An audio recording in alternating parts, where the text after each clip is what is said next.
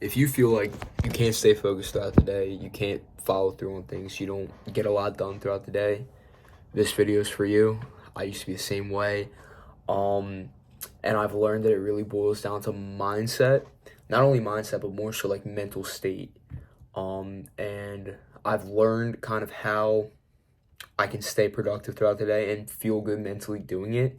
And I think that's a big part of it. So the two things we're going to talk about primarily are speed and impulse control. The first two things I want you to think about are, when are you most productive throughout your day? When are you least productive throughout your day, right? Some people, you might be most productive after the gym. Some people, might be most productive early in the morning, late at night, etc. Find what that is and leverage the shit out of that. Do not let anything distract you during those times. Just get into that deep flow state. Leave your phone outside your room. Shut off your ringer. Don't go to take a pee or get food or whatever, and just work as long as you can. Just work as long as you can. You have to like the brain, at least my brain, I know what I'm most like cognitively enhanced, and that's when I'm able to produce like the best work for the longest in a row, and be more creative, etc. So leverage the time when you feel most productive. For most people, it's a specific time throughout the day where they really feel the best. When you feel the least productive, identify that too, because then it's just pattern recognition. Tony Robbins talks about this all the time. I'm not the biggest Tony Robbins like watcher, but I know he does talk about this a lot of time. And like, if you can just find when you're least productive, anticipate it so you know it's coming, and then when you feel like not doing anything at all, get right into doing something. So I've identified that I typically fast throughout the start of my day. Like, I am normally running off like 2 cups of coffee, no food, from 8:30 when I wake up to roughly 12, sometimes 12:30, sometimes 1. I just don't eat. And that's my part of the day where I feel the best. I feel the best probably around 10 a.m. And then I just ride that out to like 12 when I'm so hungry I'm about to eat my arm off and I just need to get food. So I'll go and get food, right? And I've noticed that after I eat that first meal, I'm like all carbed up, I'm like full. I just feel a little bit more lethargic. My dopamine's down. And this is like the crossroads of my day, right? So I typically either make 2 decisions. I'll start working right away, or I'll mess around on my phone.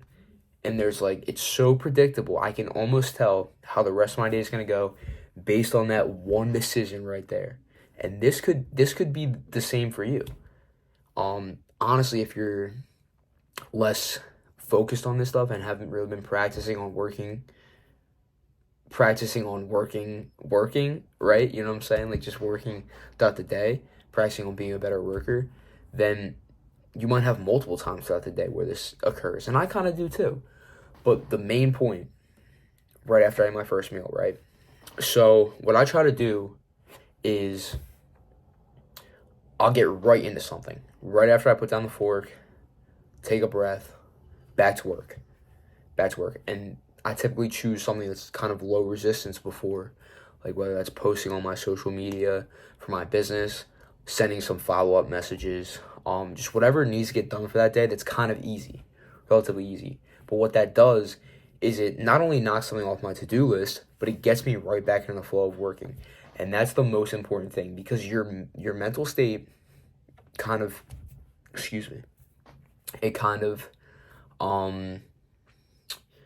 acts in waves, I guess you could say.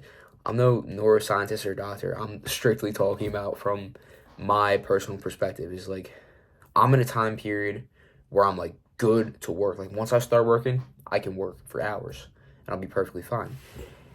It's when you don't feel like doing it, you have to start it right away. You have to be able to mentally recognize when you're letting that voice in where it's like, oh, it's like the lazy voice, right? Start working right then.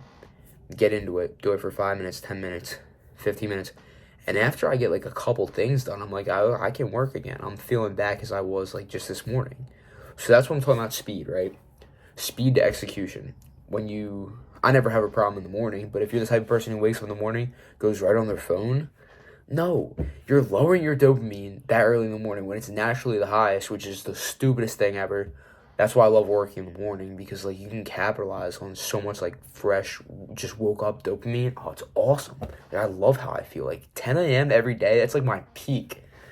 But you just have to wake up, get into it.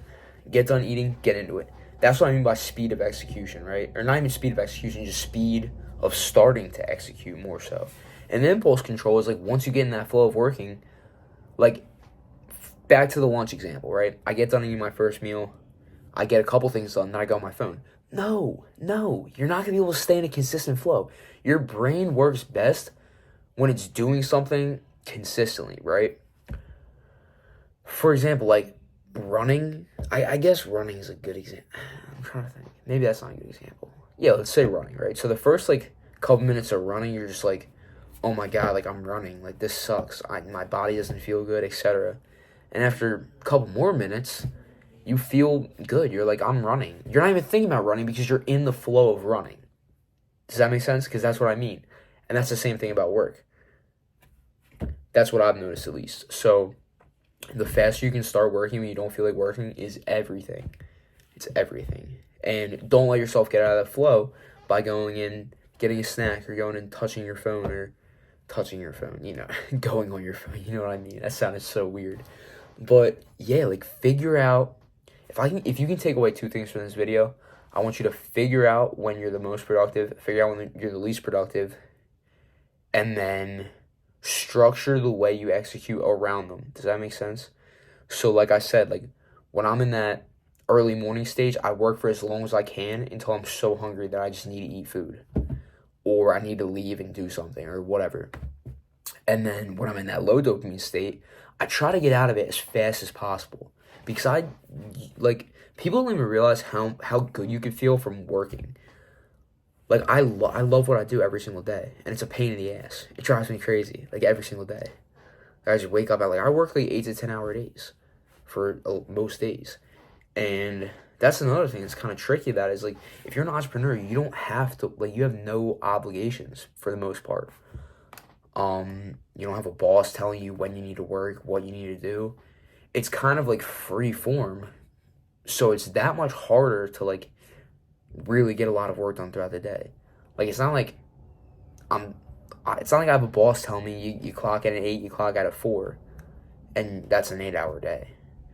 No, like I actively choose. I pick things to work on that move my business forward, and then I work on them, and that typically ends up between 8 to 10 hours a day, which is like unfathomable for most people. And of course I do have those slow days when I work 5 hours or work 6 hours or work 4 hours, or I normally never work less than 4 hours, but I have those days.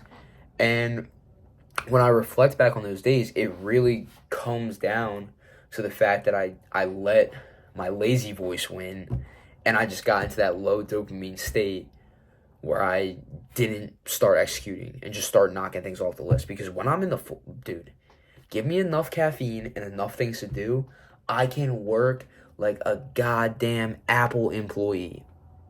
And I don't mean the Apple employee like engineers. I'm talking about the ones in foreign countries who build the iPhones.